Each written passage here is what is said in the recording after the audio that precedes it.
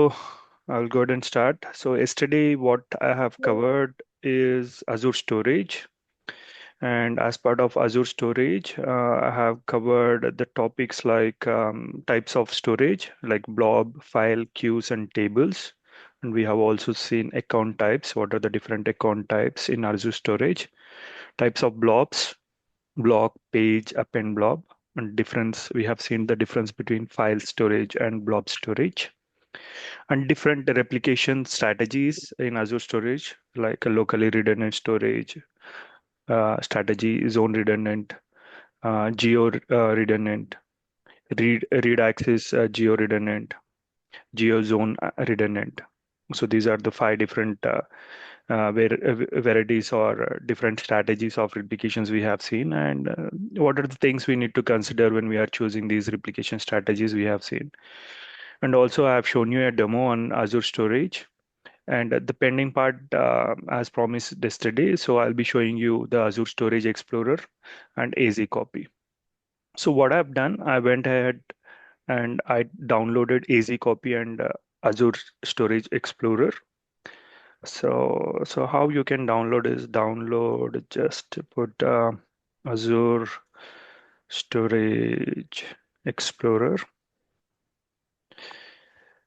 Uh, so once you know type this, you get some options, then pick the first one. Okay, and always be dependent on Microsoft websites only. There you might find some of the websites where they keep this Azure Storage Explorer. Don't download them. Just try to download these kind of tools, the Azure's proprietary tools, only from the Microsoft website. And you go down, you see the option to download.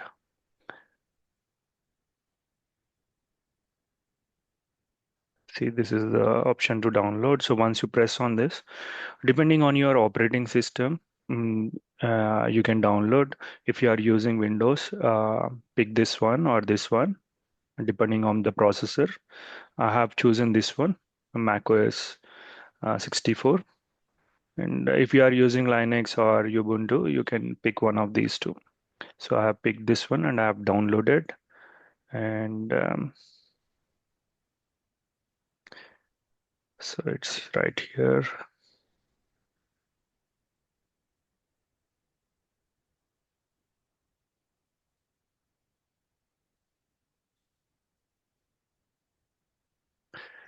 So this is Microsoft Azure Storage Explorer. It is somewhere between 587 MB. And once you try to open,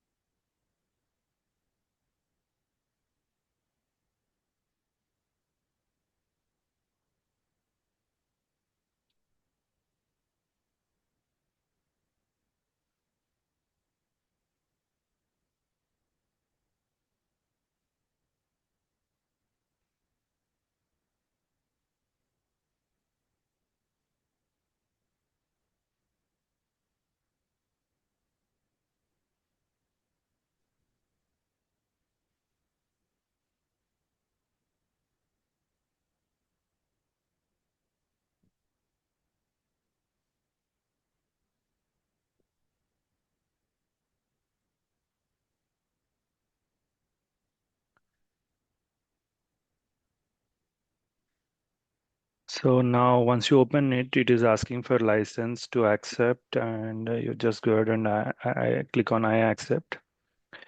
And the first thing you need to do is you need to connect to your Azure account. Okay, and click on this icon which you see here. Then click on sign in with Azure.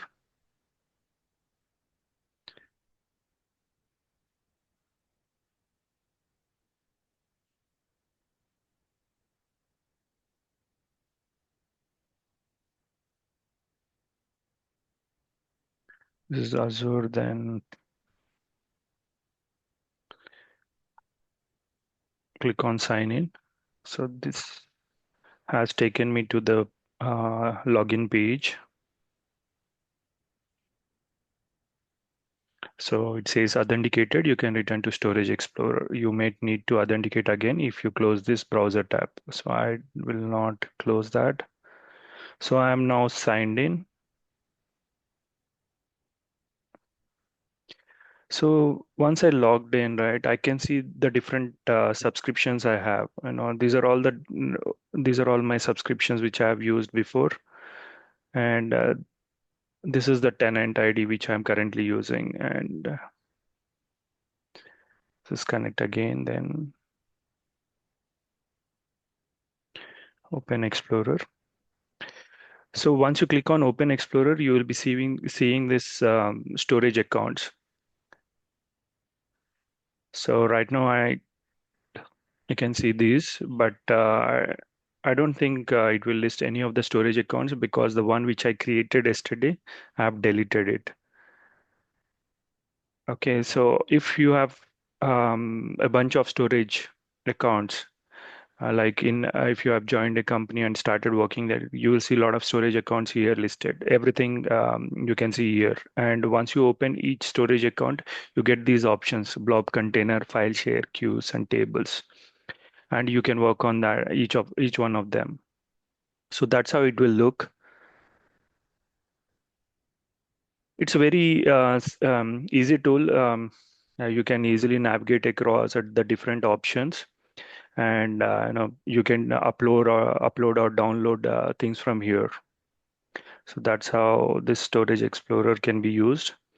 And the second one is AZ Copy. AZ Copy is another tool. Okay, you can download in a similar way. You're gonna type download AZ Copy. Basically, this is a exe file. You can copy or download. Get started with AZ Copy.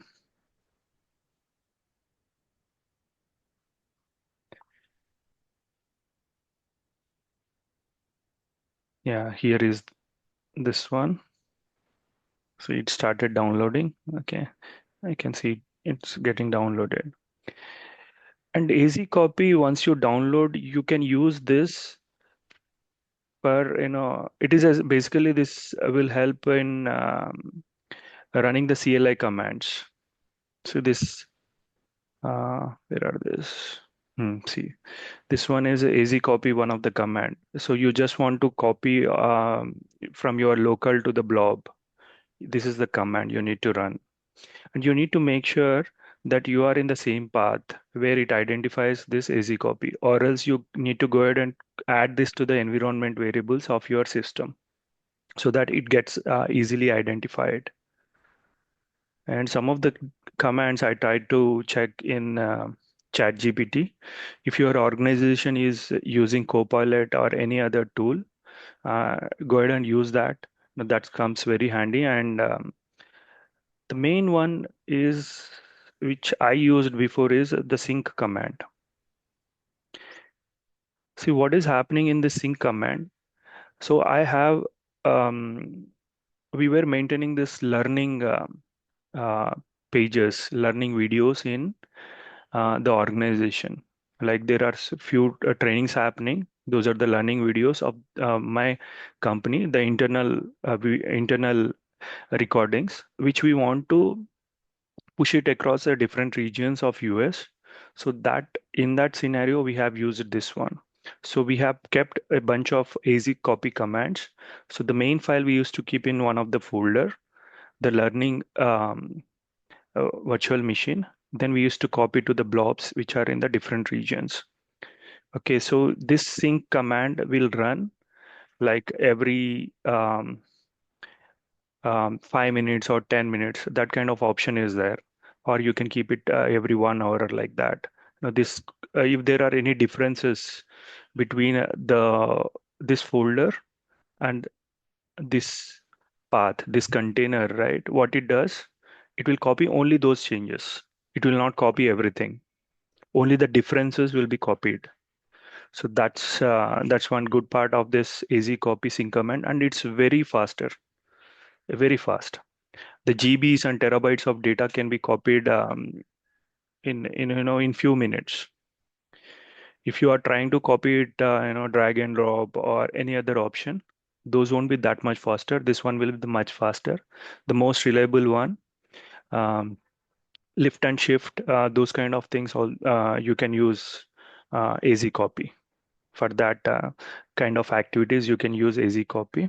The second option is Azure Storage Explorer. If you are working for a development team as a DevOps engineer, Azure Storage Explorer you can use. But for if you are a core cloud engineer where you are doing the lift and shift of kind of things, go ahead and use AZ copy. Okay, uh, I'm not doing any copy or this thing and showing it to you. This is a simple one. Just if I want to give a demo, I can keep one file in local and then copy that to this path. So that's very simple, but that will be hardly 1 MB or 2 MB, but that's not needed. You can simply try this one. It's a simple command. Just put your path, source and destination, then run it. Okay, this is pretty much about AZ Copy and Azure Storage Explorer. So with this, we are done with Azure Storage. Any questions on Azure Storage Explorer or AZ Copy? Yeah. So for this easy copy, once we download, I mean, you said it's a command line tool, right? Correct. So where we're gonna sign in with the Azure details. So is it gonna be ask us to connect how we usually connect to the vCenter, right? So if we wanna do the vCenter, we connect via CLI commands, vCenter. Once we connect, then we do the migration. So is it same like that, or is it anything else different on this one? Good question. So once you download, it will look something like this. So I downloaded it and this is AZ copy. This is azcopy.exe. So you know these environment variables, system variables we Yes. add, right? Yes. Then there are commands. You said, how do we authenticate? So this is the Yeah. command, then you run AZ copy login in PowerShell or the bash. You go ahead and run this. This will be an interactive one where it will navigate you to the browser, then you put in your ID and password. The second one is a non-interactive way. So we are going to cover this one in the next sessions, but I will let me give you a high level on this. So in Azure Entra, there is an option called a service principal. We use service principal for non-interactive way of connecting to Azure accounts or Azure subscriptions. So this comes into the picture when you have automated this as a job. So as a job, when you um,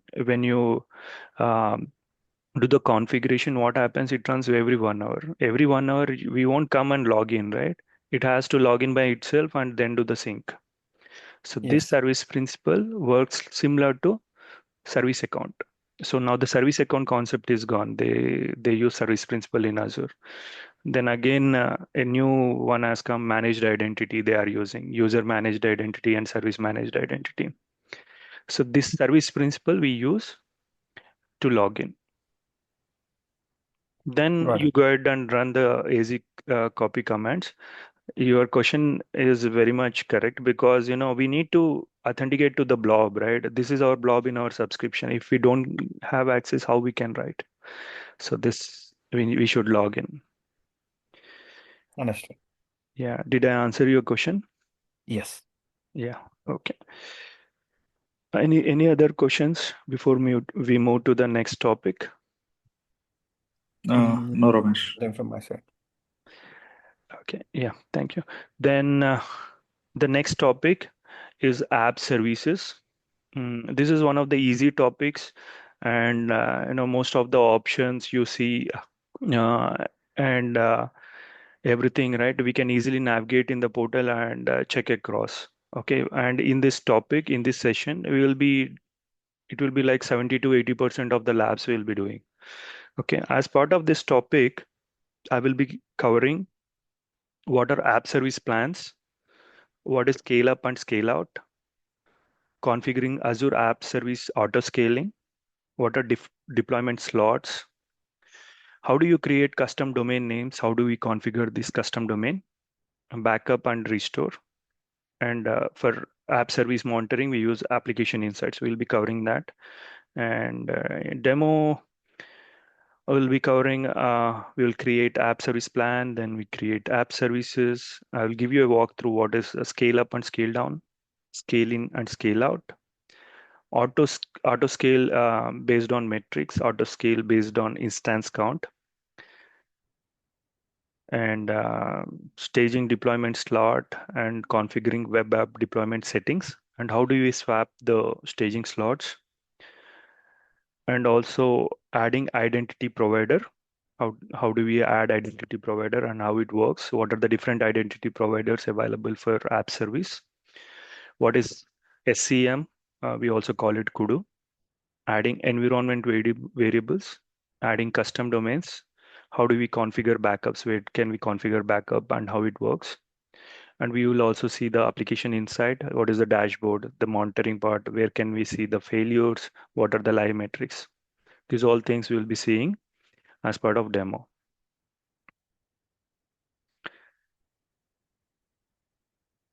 Okay, the first thing first, what is an app service?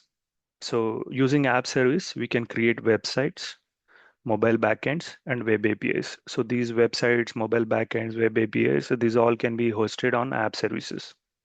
So this is a simple feature and a simple offering from Azure where you can simply host your web app. So next, there are some other options also like Kubernetes services and all. There you get a lot of much flexibility. If your application is a big application, then you can go ahead and choose that one. But your application is a simple application. You can work with 2 or 3 microservices or 3 or 4 microservices. A simple application. You can go ahead and use app services. And it supports a wide ranges of languages like it supports .NET, it supports Java, Node.js, PHP, Python. It supports all of them, and also it will support the scripting languages like PowerShell, shell scripting for running the background jobs. It also gives authenticate. It also provides a option uh, to enable the authentication for your website. It You can log in with your Microsoft Entra ID and also with your social logins like a Google account or Facebook or Twitter or any Microsoft account, Outlook or like that. So that kind of facility is also available, or the feature is also available for app services. We can enable that. So I'll be showing this as part of our demos. So this is pretty much about app services. You can think that, app service used for hosting your websites or backend mobile applications or any APIs. So I'll go ahead and show you demo. I will show you what is app service, then you can see app service plan. So,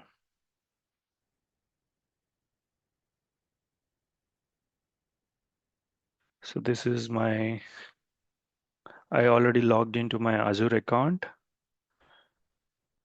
Then you need to navigate to app service. You can do like this, click on type app service, you get this option app service, or else you can directly go to app service here on the dashboard page.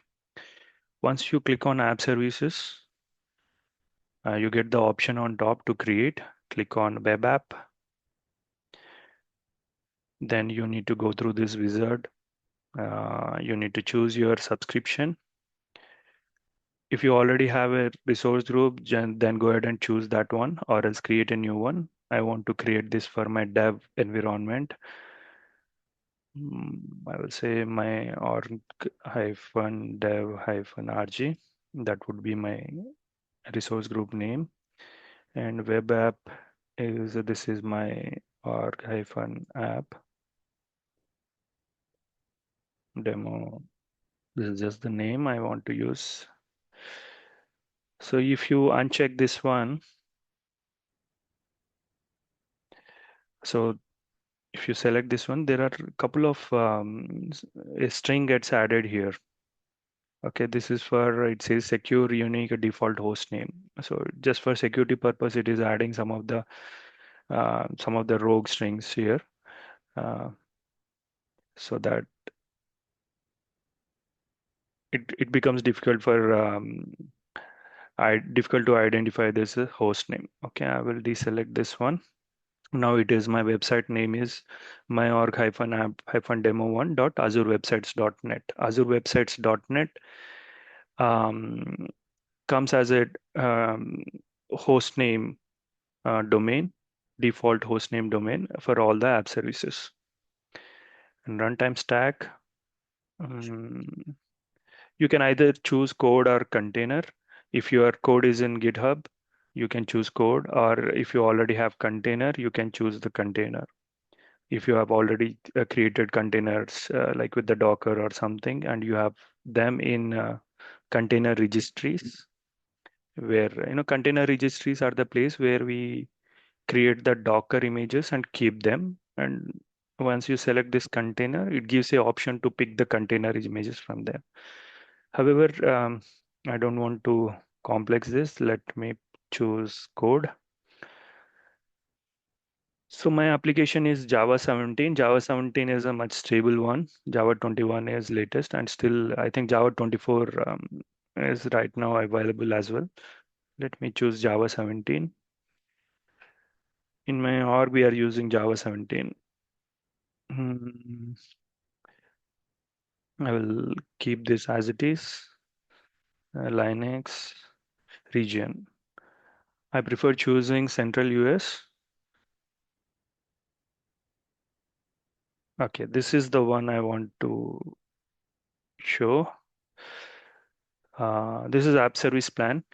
Okay, so this is something we need to focus on. Clicking on the app service plan. If you go to any interview, they will ask what is app service plan, how it is used. So app service plan is something we choose different for non-prod and prod.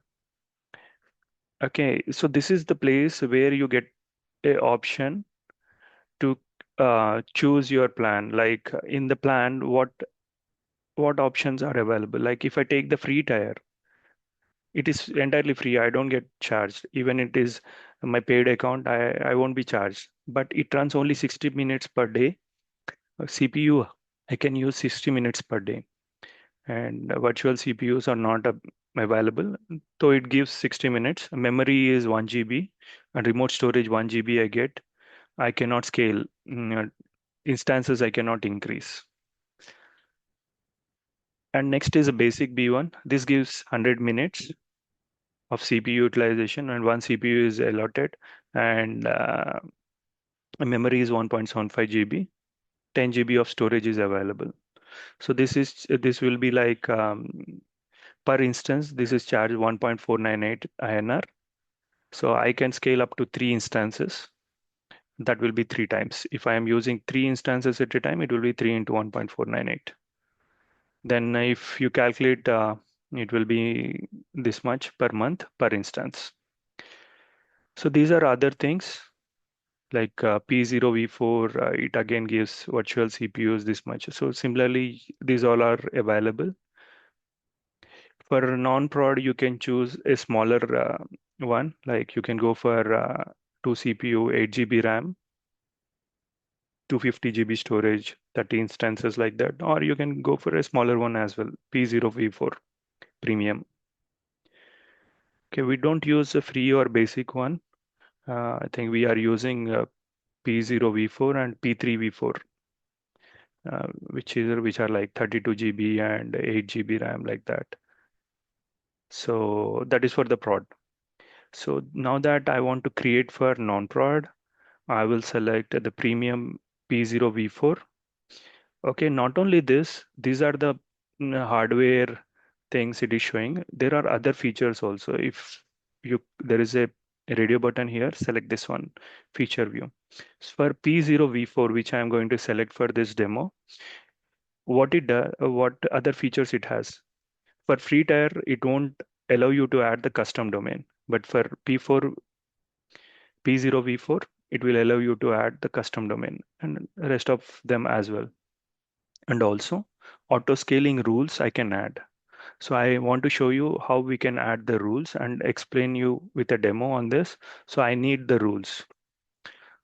So And also daily backups. It takes 50 daily backups at an equal interval, and staging slots. 20 slots can be added. What are the different slots? I'm going to explain. So zone redundant also it covers, and VNet integration. I can integrate this to any of the VNet. That means I can assign a IP address to this app, web app, and put that into my uh, subdomain, subnet. Okay. So these are all features which you can choose and select. So as said, I'm choosing this one. If you scroll down, still there are some other options. Dev and test, you can use this. Production, so it is telling you go ahead and choose for production. You can choose any of this. So this is from this list only. P0, V4, which I selected. This is from that list only. So isolated, standard, all are there, and the costings are also given. So if your application has a high traffic, like if you have hosted your IRCTC website like that, it needs a high, it needs a scaling, it needs good RAM, good memory, and everything. Okay, let me choose this one.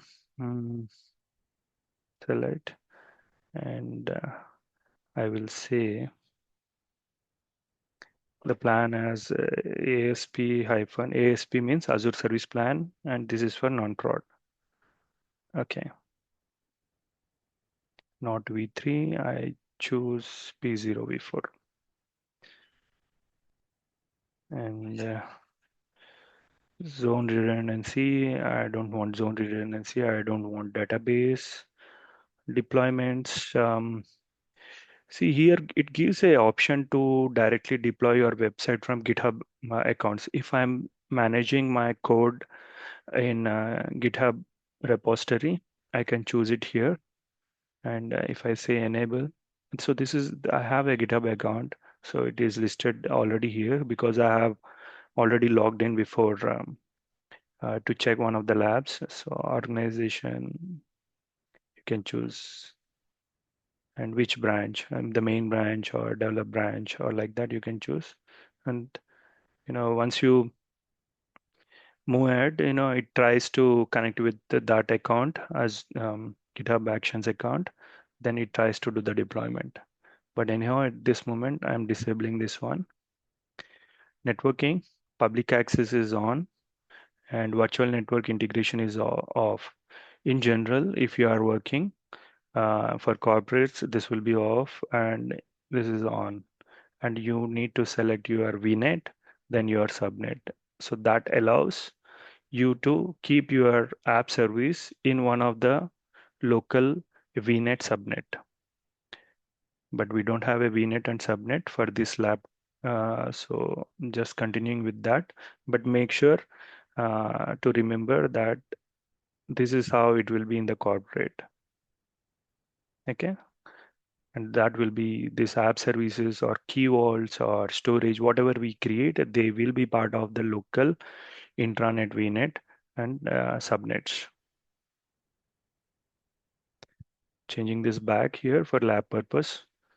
Next is monitor and secure. So this is the place where we get an option to create the application insights. Application insights are used for monitoring your app. This application insight will monitor the app and capture the logs. It could be information logs, error logs, live metrics, what is the CPU utilization, memory utilization, and if there are any failures, those logs also get captured in this app insight. So this is default enabled. I want to show you this one. So let me keep this as it is. And tags, we need to add tags, but I'm not adding anything for now. And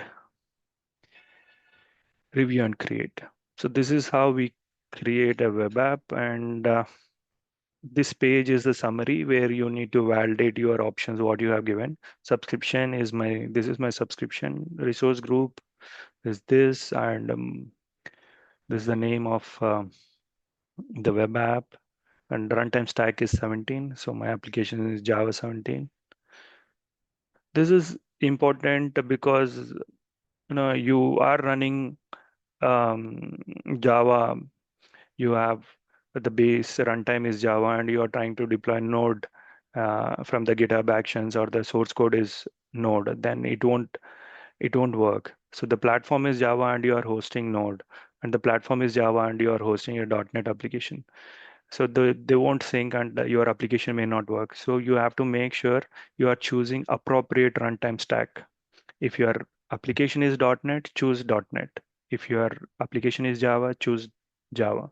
If your application is Node, choose Node. So this is very important. You need to choose the appropriate one depending on which applications you are going to host on this web app. So I'll go ahead and create.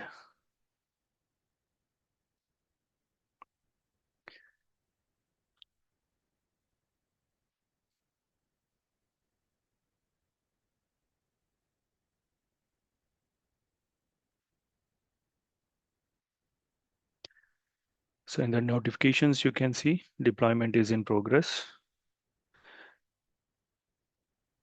And so once you click on create, you get this page where you can see what is the progress.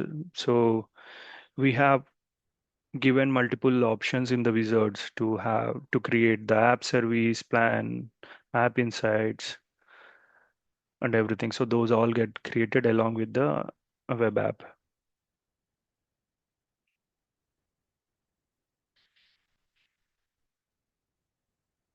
This is now ready.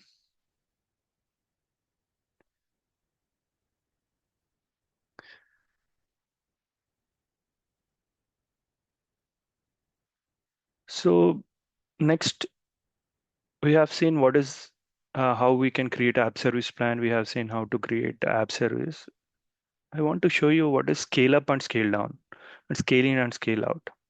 So this is one of the question I got in one of the interview. What is the difference between scale up and scale in and scale out? So this is a very confusing part. What is a scale up and scale down? Can any one of you try? It's going to be like increasing the resources and decreasing resources, right? Yeah, it is about resources. But what is scale up and scale in? Which resources will come in picture here? Scale out means increase, scale in means decrease. That's Yeah, what I remember, but not sure. yeah. So let me show you what is the difference. Scale up, scale down is one thing, and scale in, scale out is one thing. Okay. So our app is ready. Let's go to the scale up and scale down first. So here is the app service plan. You can see the app service plan here, which we selected and all. Then below that, you see scale up and scale down. Scale up and scale down, up and down is a vertical scaling, right? It is a vertical line. Yep. Up and down is vertical line. In and out is like horizontal, right? So this is up and down. So you are on premium P4, P0, V4 now. I want to upgrade it to further like 8 CPUs and 32 memory and 250 GB storage and all. So you are going up, scale up. You are scaling up with respect to the memory, with respect to the CPUs, with respect to the storage, and the number of instances it can support. And also the features will also increase. This is a scale up and scale down. They call it a scale up and scale down. You are changing your app service plan here. From a Okay. lower app service plan, you are going to a higher app service plan. Lower app service plan to a higher app service plan is scale up and scale down. Then what is the scale out and scale in? So you see these instances, that's where the scale out and scale in come into picture. Amar, you are correct that increasing the instances or that is what it is actually. See this instance count I am increasing. So uh, Earlier, I have only one instance which is hosting my application. Now if I click on save, now my application is getting hosted on 20 instances. Instance means it is like a server or the node. Okay, so now it has scaled out to 20 instances. So application is hosted on 20 instances, and all the services, all the requests, all the traffics are now distributed across the 20 instances. So this is what is a scale in and out. So there is another option in scale out and scale in. That is a rule based. They call it auto scaling. So where do we use auto scaling? I'll click on configure. So there are two scenarios. Okay, I will click on custom auto scale. I will explain you with an example. So there is a big billion day, right? Like in Amazon. I know for Diwali, this from 21st to 25th, all these 5 days, if I have given a lot of offers and discounts, I know suddenly in these days, the traffic will go from 1 million to 10 million. Okay, the traffic is going to increase a lot in these days because during these days, there will be a high traffic. That is one example. So if the traffic increases, then I have to increase my instances also, right? Which need to cater these requests. I have only 5 instances till 20th of October. Now those 5 instances, if I continue, they are going to crash because they can't serve all the 10 million requests. Now instead of 5, I should have a 20 or 30 instances which can cater these requests. So how I am going to increase? So how I will know that, these the number of requests are increasing? If the number of requests are increasing, the CPU utilization also increases, right? So here gets a option. So not only this, Big Billion Day is for 5 days. If you take IRCTC traffic also, if you take early morning 10 a.m. to 12 noon in India, it's like the traffic increases because that's where the Tatkal booking starts. The number of users increases. During that time slot for 2 hours, I need additional instances to be added, right? In those scenarios, that admin will not sit behind and increase the instances and decrease the instances. This is the auto scaling which comes into the picture, which will automatically increase the instances. Once the time is over, it will also decrease the instances. So let's see how we can configure that. Click on add scale condition. So I will scale based on metrics. And here is the rule. So if I say my CPU utilization is going up on 20th of October because of this big billion day, above 70% of CPU, I want to increase my instance count. So it is high for 10 minutes. 70% it is, an average it is maintaining for 10 minutes and the CPU utilization is greater than 70. For 10 minutes it will check, then it will take the action. What action? Increase the count by say 5. The cooldown minutes is also there because if the count also decreases, I mean the CPU utilization count decreases for 5 minutes, it will drop by 5 instances. Click add. So this rule is now added. In any case, if CPU utilization goes beyond for the existing resources, it goes beyond 70%, 5 more instances get added to the existing load. Any questions on this? No. Yeah.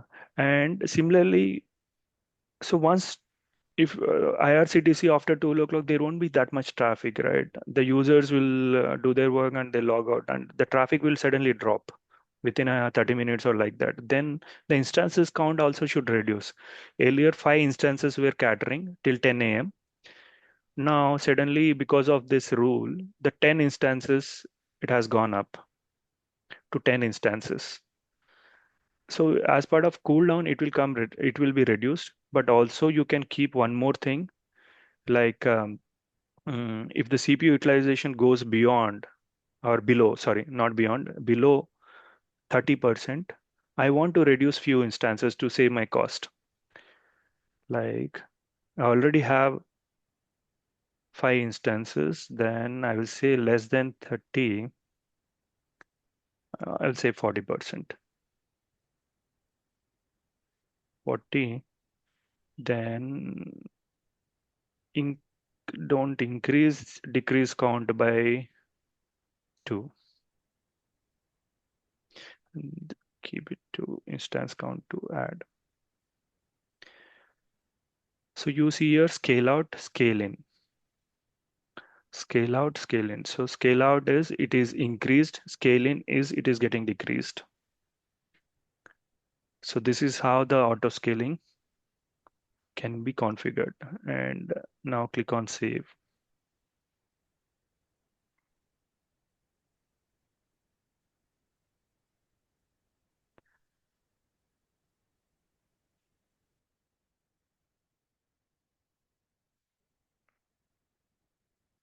And this one which we used earlier is a scale based on metrics. Okay, this one is scale to specific instance count. So this there are no conditions here. The default I will say scale out to 5 instances. Then it says so you have to manually reduce it back. So this is a scale based on metrics. This is scale based on instance count. Scale to a specific instance count. Okay, this is about auto scaling, scale up, scale down, scale in, scale out. Scale up, scale down is changing your app service plan. Scale in, scale out based on the traffic you change with the rules, the number of instances we add. Okay, we'll go back and what is next? Auto scaling we have seen. Auto scaling based on instance count we have seen. The next thing we'll see is create a staging deployment slot. So we have slots here, deployment slots.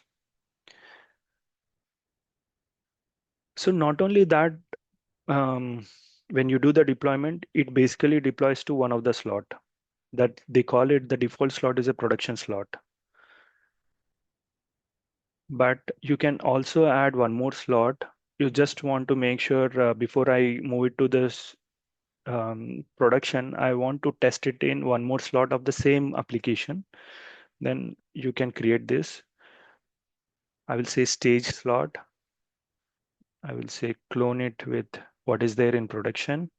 See the URL hyphen stage that's get added. If I put this as a test, it comes as a hyphen test. I can also make changes. UAT also you can use, or I will say stage only here. I'll keep and clone settings from demo one. All the configurations which are there in production slot gets added here.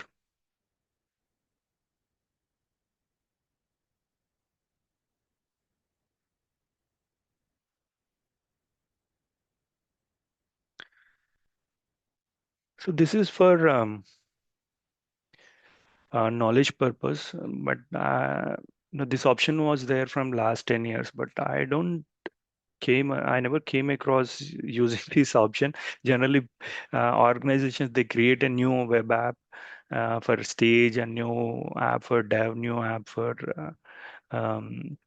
production. But this is something you should also know, okay, this option is available. This is for knowledge purpose.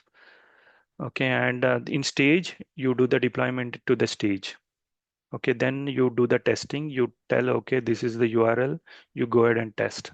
So once you click on that, this is the URL. You go ahead and give it to the tester. He does the testing and all. He says everything is all right. Then you want to switch the entire code in this staging slot to the production slot. How do we do that? I go back.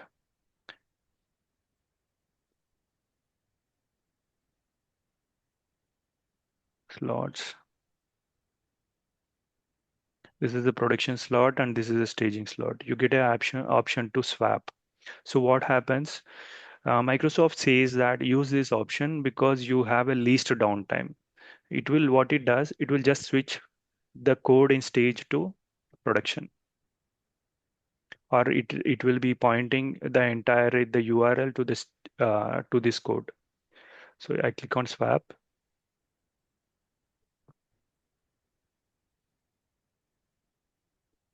Target is production. Start swap.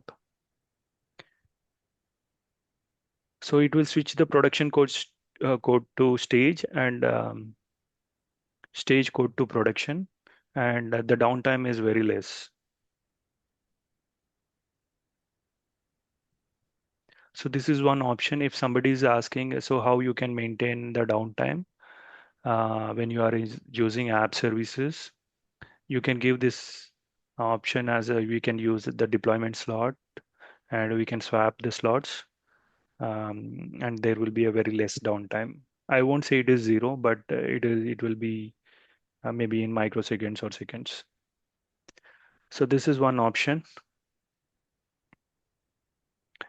This is about the swapping of slots and creating slots. So this is about the slots and what they are saying. Deployments are live apps that have their own host names. It has its own host name. Deployment slots are available in the standard, premium, and isolated app service pricing tiers. Your app needs to be running in one of these tiers to use deployment slots. So we have chosen P0 V4, which supports slots. Free tier or basic tier, they are not supporting slots. Only the premium are supporting slots. App content and configuration elements can be swapped between two deployment slots, including the production slot. You get an option to create few more slots. Right now in this picture, you can see production and staging slot, but you can also create a testing slot and a dev slot. You can switch dev to test and dev to test to stage and stage to production. So this is how the flow of your code goes on, right? You just first check the code in the dev, then move it to test, then to that stage, then to the production, the different environments. You can create all the slots, all the environment slots here, then you can try to use this.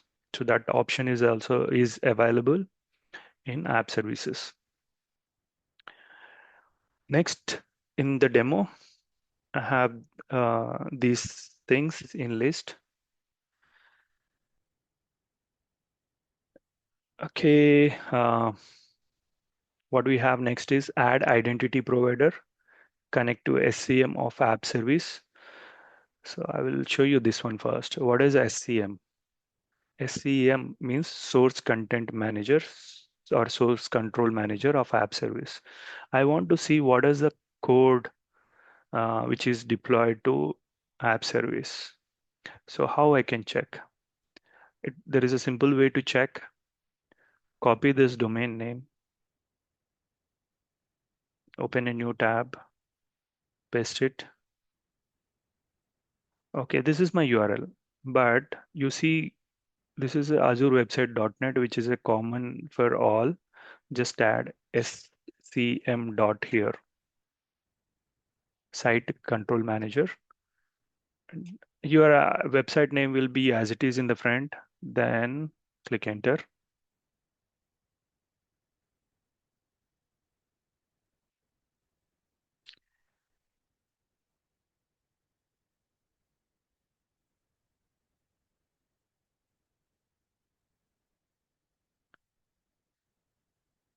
They also call this as a Kudu. Okay, more information about Kudu can be found on this wiki. They also call it as Kudu. And this is the older version. There is a new version which is coming up. Let's try that one. Try it now. Better to use a newer version. File manager. Click on file manager. So here is the content of the app service, which source code. Okay, and my website. So this is where you see this actual HTML page. I mean, what is coming up is this one when we try to open the website, Control V. So this page is a Microsoft default hosted web page. Okay, so that is nothing but this one, and this is the code. You also get to see a lot of other options. What is the system info? So these are the system info and app settings, everything you can see here. Not only that, I have used this Kudu a few of the times where uh, dev has asked me to update a it is a simple hot fix. Okay, in the HTML file or in the code in one of the settings file, I just need to update a string. Okay, that was incorrect. You can go ahead and update that. It will allow you to do actually. So you can do that, then save, done. So that hotfix is done. You can also use this Kudu for that purpose. You can modify, you can also have an option to download the content. You have the option to delete also. And in case if you want to connect, you can also connect to so this is hosted on a Linux box, so you can also connect there and run the commands.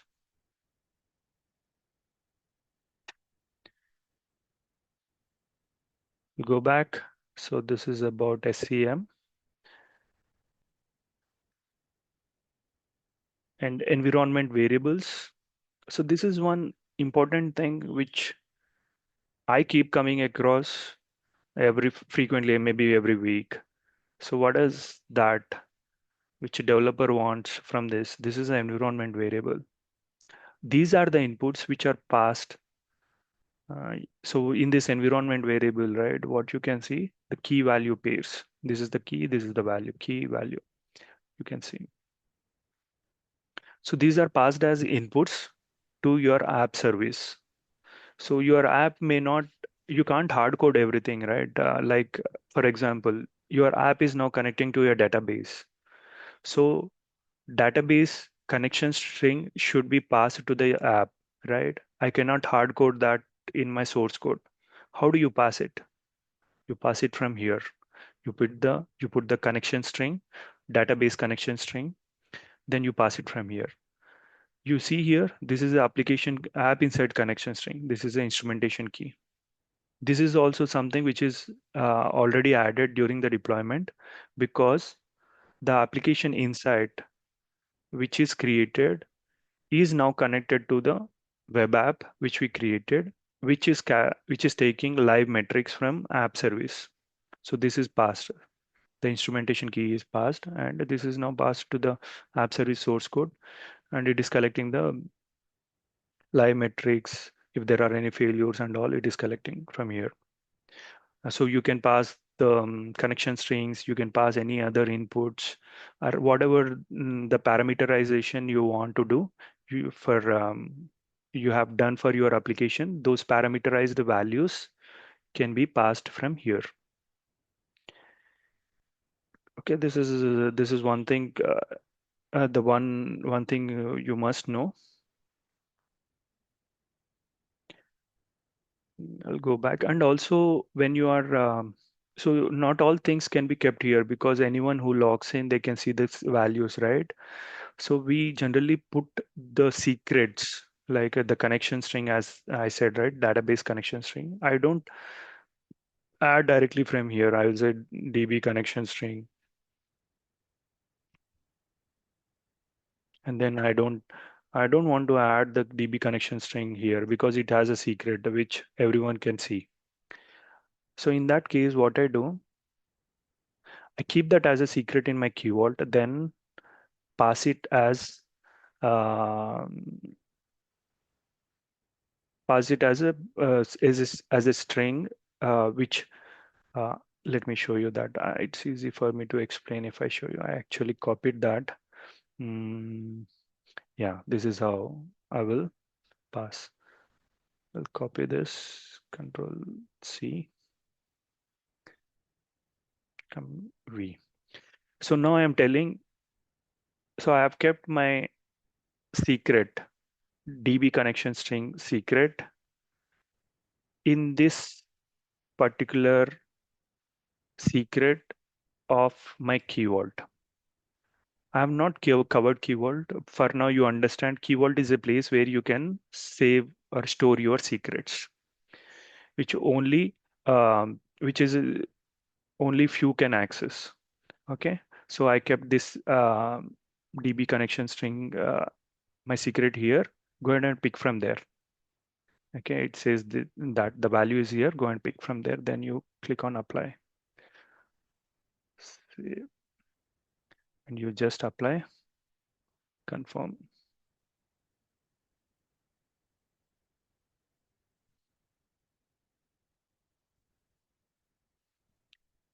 So my DB connection string is now here. The source is key vault. So it comes green when I actually create that one, the key vault and all. Okay, so this is how we use the environment variables to pass the values to the app services. The next one is about, yeah, I will now go to identity provider. So now, before I go there, so now I am able to access my app service, right? It says welcome. Hey, Java developer, you are welcome and all, everything is here. But what exactly happens in organizations is they keep the identity provider in between. Go back to this and I will enable identity authentication here.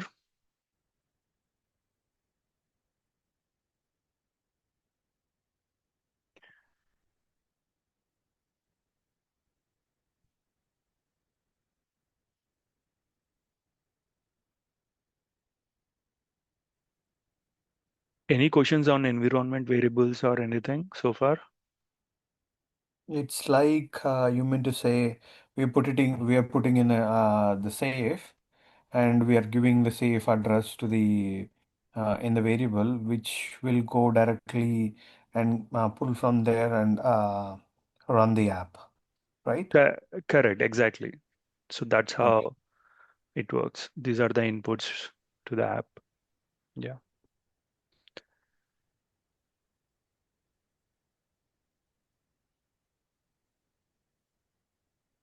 Okay. So I'm on this page. So this is one other important thing. So once you click on identity provider, so this is the authentication mechanism for your app service or your web app. See, this is the option. So now these app services or anything, any applications are now these days are integrated with multiple other authentication mechanisms. One is Microsoft. If you are using Apple phone or anything, right, it will ask you, so you want to log in with your Apple ID, Facebook, GitHub, Google, with many of these applications, right, these days. Um, I logged into github.com, I used Google Gmail account. You log into some other websites. Nowadays, they are giving you an option to log in with your Gmail account or your Facebook ID or Microsoft ID. So those are all enabled for that application. So from where they are getting enabled, so this is where they are getting enabled. So right now for this one, what I will do, I will select Microsoft. So what it does, it tries to create a configuration so that when you try to open your application, it will pass through this identity provider. So you have to log in. Once it passes, then only it will forward your request to the actual application. So this part, create a new apps registration. Name is this, client secret. I will say 90 days. This part, right, I will try to show you. This is nothing but the service principle, which I tried to tell before, like a service account. This will create automatically once I click on save or this one add, it will go ahead and create a app registration and service principal. So I'm not touching any of the other options, and I'll just go ahead and click on add.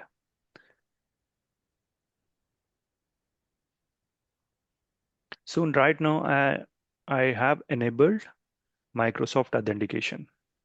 So this is the identity provider. Now, if I want to add one more identity provider like Facebook, I can add that. So, so the second option is also there. Not all will have the Microsoft IDs, right? Some will have the Gmail ID, some will have the Facebook ID. So you can add as many as you can. And just for the demo purpose, I just added the Microsoft one. Now, this app, if I refresh, it should ask me to log in with my Microsoft ID. I will refresh.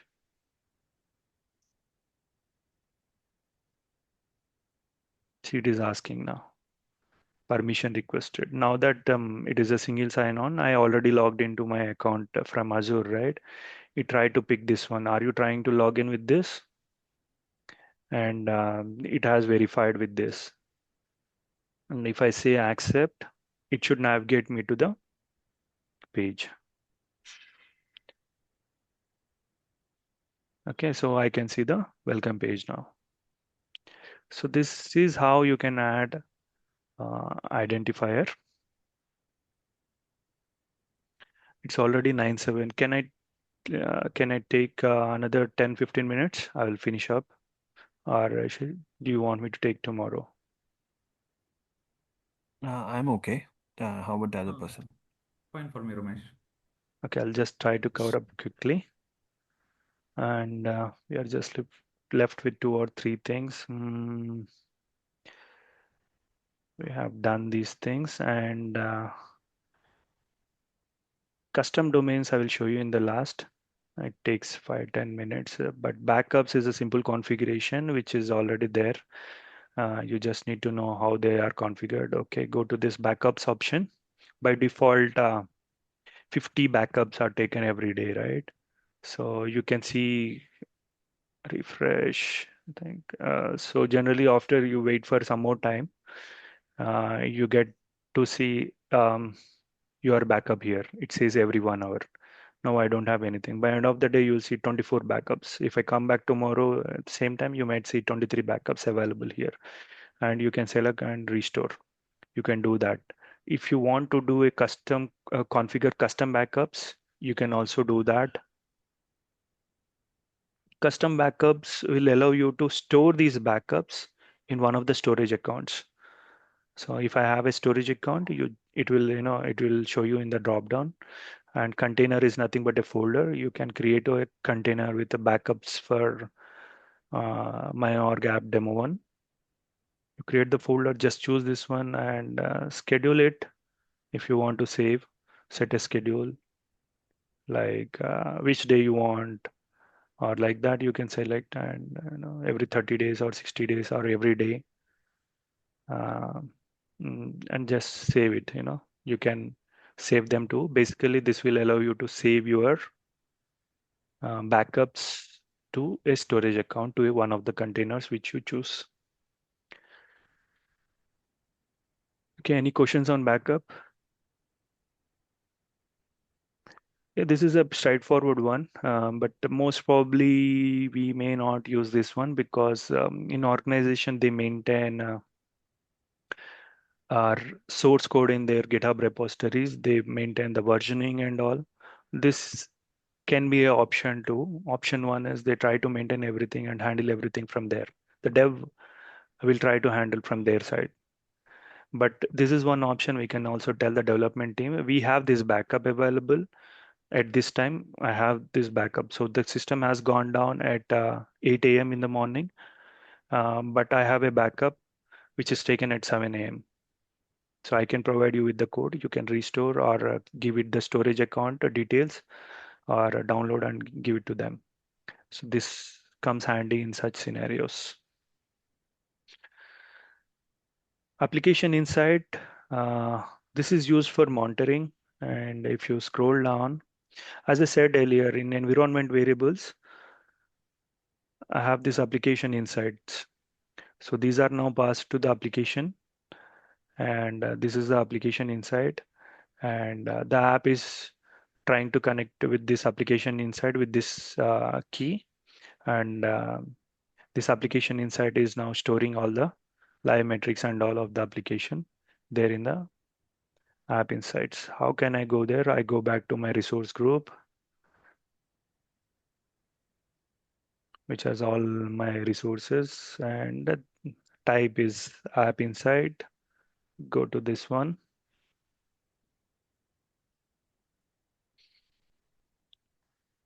Mainly, as a DevOps engineer or the cloud engineer, if an application is going down, where do we check? What are the failures? What are the errors? Is one thing we try to check. So you get that option here. Go to monitoring or investigate failures. You can see the failures here, and generally it will list down somewhere here. Yeah, overall. Right now it is showing 0, but once you click on this, it on the left side, it shows the top three response codes. It can be 503, any error codes, 501 or like that, exception types. And once you click on that, it will further show you uh, what error it is. And live metrics you can see here. What is the memory utilization, CPU utilization, and everything. It's a live metrics. The refresh rate here is the last 60 seconds or like that, and you can see everything moving up and down here. Incoming, outgoing request, health requests, server, all these requests, CPU total, committed memory, all these things you can see here. And one other important thing which generally the managers want is they want the dashboard for this. So by default, when you create a application inside for your app service, the Microsoft has designed a application dashboard for that. So you click on this application dashboard, you get to see a different metrics.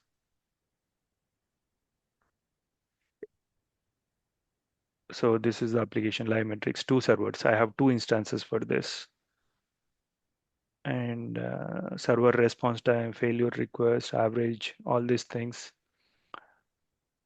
So now you're not seeing anything here. But when you actually see in your in the organization, there will be a live metrics. A production environment with high traffic, you will see a lot of things going on here in this. So this is the dashboard which you can, this is one go-to thing, and which you can also show it to your manager. Okay, this option is there. You can check or we can check. So this is some important features which you can use in application insights. And the last one is custom domain. So for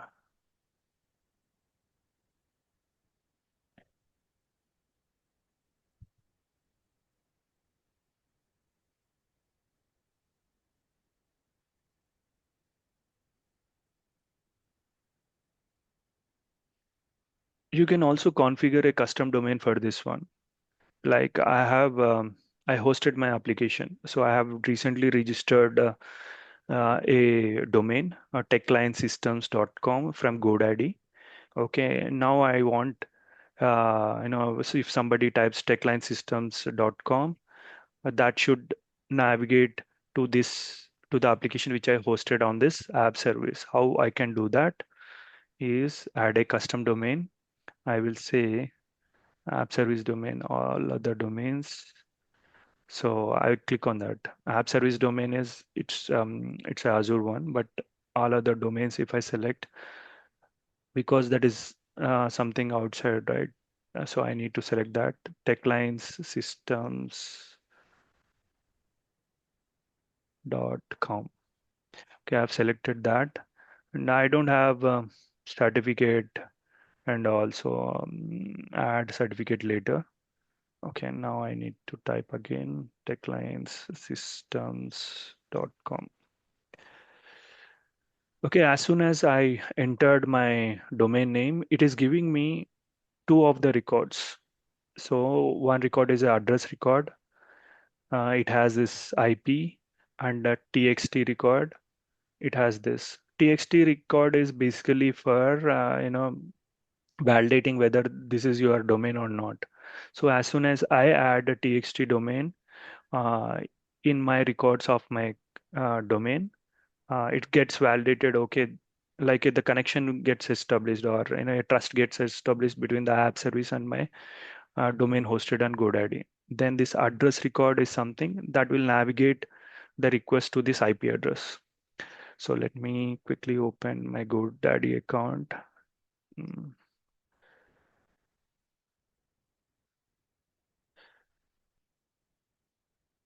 So I already logged in here. Okay, and I will say my products. So this is the dashboard page and my products page, and I will click on domains. Okay, you can see here, this is my domain techlinesystems.com, which I bought it for 3 years, and it is valid till 27 2028. Then say I need to add DNS records. So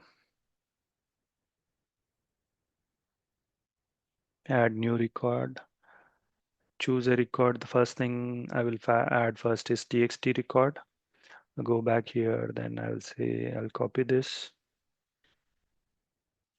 and the value is this one, and the name,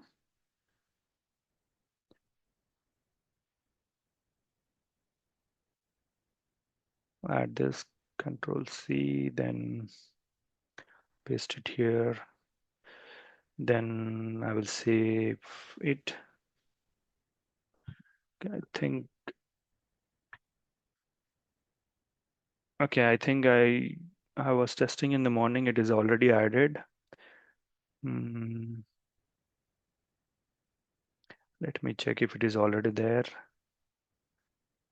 Yeah, I added in the morning. Okay, it is already there. So we don't need to add. It will just go ahead and add that here. That's all. And the next one is the next record is this one. Copy that. Come here. Then it will be a record. And let's shift at the rate. Click on save. I think I also added this one in the morning. Go back and let me check. Address record.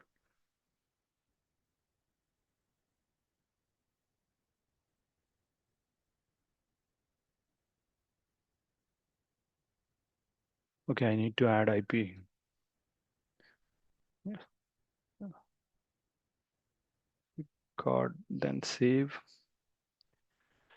Okay, now it says updating DNS record. By clicking continue and verify, you agree to update one DNS record after applying. Okay. Okay, it has sent a 6-digit code.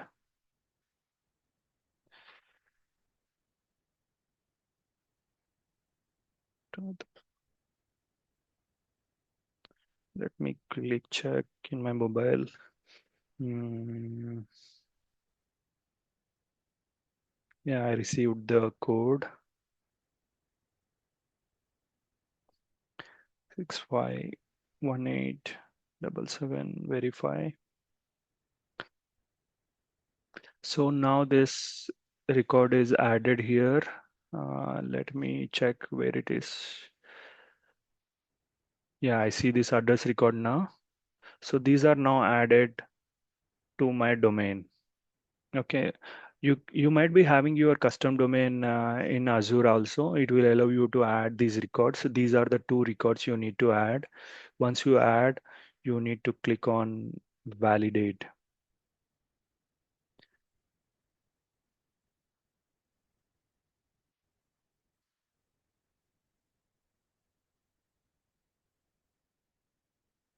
So the validation has passed, then click on add. You see the status green. So now this is added. You can see tech lines systems is now added. Add binding is nothing but it might ask the certificate and all these things. So I don't have those certificates. We can generate one and then we can also add. So this is how you will add the custom domain. Now what is that? I mean, now I should be able to, once I browse this, I should be able to um, navigate to this application. Let me try. I'm not sure if it works, but in general, it should work. Mm,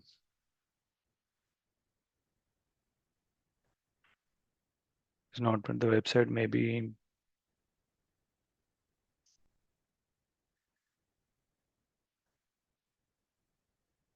Okay, now that the certificate is not created, it says this, visit website. So, right, we have enabled identity provider. So it has navigated me to this page, the Microsoft login page, login.microsoftonline.com. So this is working. So that's how you will configure the custom domains and everything. So with this, we completed the demo on app services. So let me give the quick summary of the things we covered today. So we have seen what are app service plans.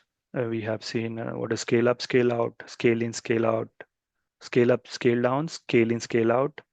And we have seen auto scaling, deployment slots, custom domains we have seen, backups we have seen, application insights we have seen. And we also covered a couple of demos and walkthrough. Are we good? Any questions on any of the topics which I covered today? I'll go through the video about No, the Ramesh. custom domains again. So I think I have not concentrated some part. So I'll do that again. Yeah, you And can if I go. have anything, I'll let you know. Sure, sure. You can ask me. Um, okay, then. Yeah. Mm, happy Thursday. Have a good day. Yeah. Good You too. night. Yeah. Bye. Bye. Thank you, Ramesh. Thank you Yeah, all. thank you.